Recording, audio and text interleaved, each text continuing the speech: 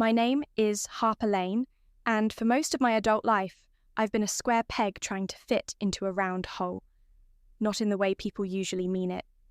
I had the grades, the accolades, the job offers. I was the poster child for success in my family's eyes, until I gave it all up. I used to work at Kingsley and Company, one of the most prestigious consulting firms in the country. It was the kind of job that made people nod in approval when you mentioned it at dinner parties. The kind that made my mother beam with pride. But after 2 years, I realised I was climbing a ladder that leaned against the wrong wall. So, I left. I didn't just switch jobs. I leapt into the unknown and launched my own tech startup, Novamind Solutions, a platform focused on cognitive tech and AI therapy tools, something I believed could genuinely change lives. My friends were skeptical, my colleagues were baffled, and my family?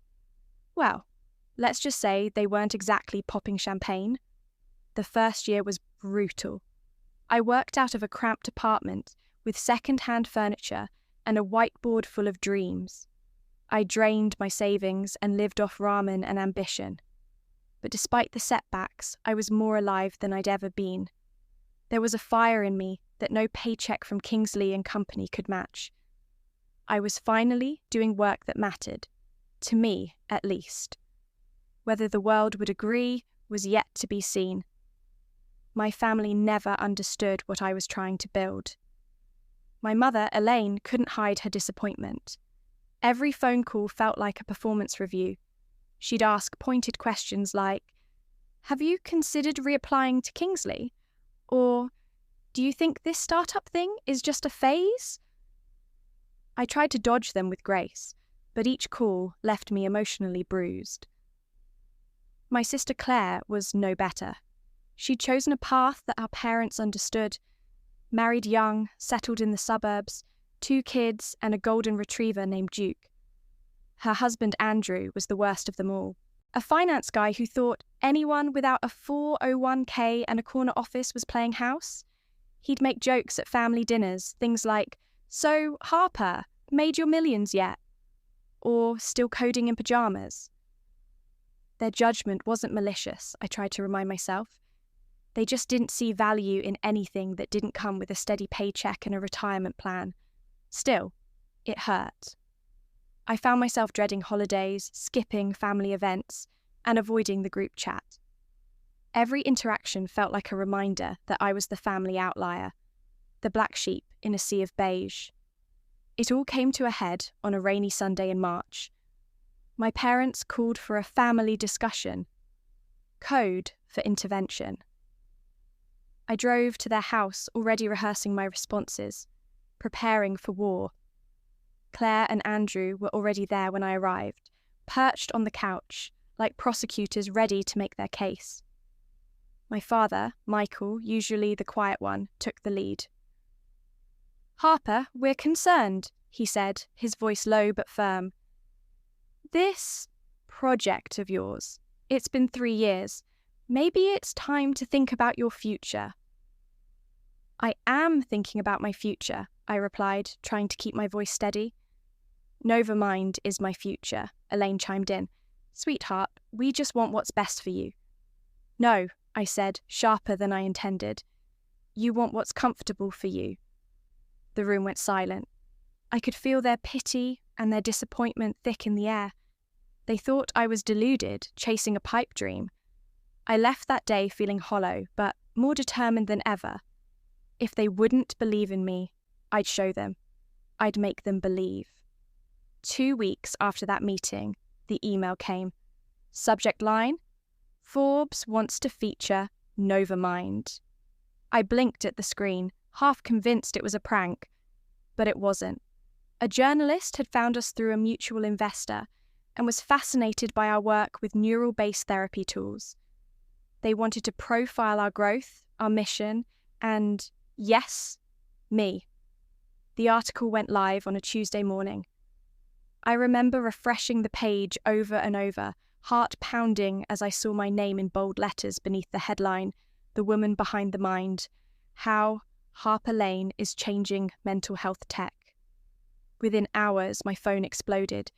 Emails, LinkedIn messages, even texts from college classmates I hadn't heard from in years. Then came the call, from Claire. "Harper," she said, voice soft, almost awed. "Mum's been crying. She read the article. So did Dad. It's everywhere." I braced myself. I didn't know. I mean, we knew you were working hard, but this is huge." There was no sarcasm in her voice. No passive-aggressive digs, just genuine surprise. And maybe a hint of pride. Over the next few days, my world shifted. News outlets picked up the story. Novamind got a surge of interest from investors and therapists alike.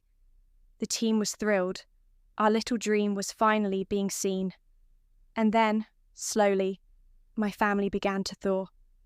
My father called next, not for another lecture, but to ask questions, real ones, about how our technology worked, about what our next goals were.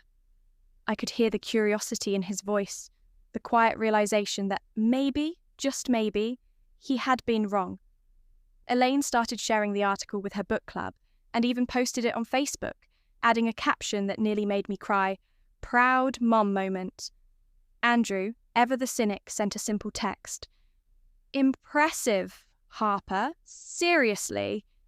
Something inside me softened, not because I needed their validation, but because I finally saw that they were beginning to see me. Not the version they wanted, but the one I chose to become. It wasn't a fairy tale transformation. There were still awkward silences and moments when I felt like I was speaking a different language. But slowly, brick by brick, the walls between us came down.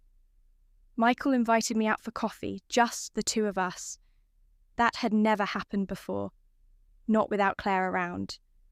He asked me to explain what Novamind did from the ground up.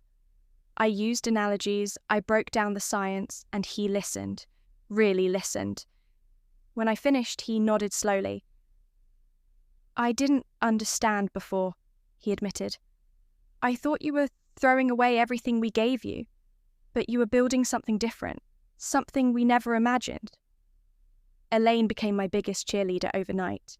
She'd send me articles related to AI and mental health, sometimes with notes like, "This made me think of Novamind." Her support felt genuine now, not forced or performative. Even Claire began to change. She brought her kids over to my office one day and proudly introduced me to their teacher as my sister, the entrepreneur. Andrew still kept his commentary to a minimum, but his respect was evident in the way he stopped making jokes at my expense. Looking back, I realized this journey was never just about proving myself to the world. It was about learning to trust myself, to stay the course when it was lonely, to keep building even when no one else understood the blueprint. My story isn't wrapped up in a neat bow, and Novamind still has a long way to go. But I stand taller now, knowing I didn't cave when it would have been easier to give in. I chose my path, and I walked it, even when it meant walking alone. And now, I'm not alone. My family sees me, really sees me. Maybe not completely, but enough. Enough to meet me where I am instead of waiting for me to return to where they wanted me to be. This is my life. Not perfect, not conventional, but mine. And that makes all the difference.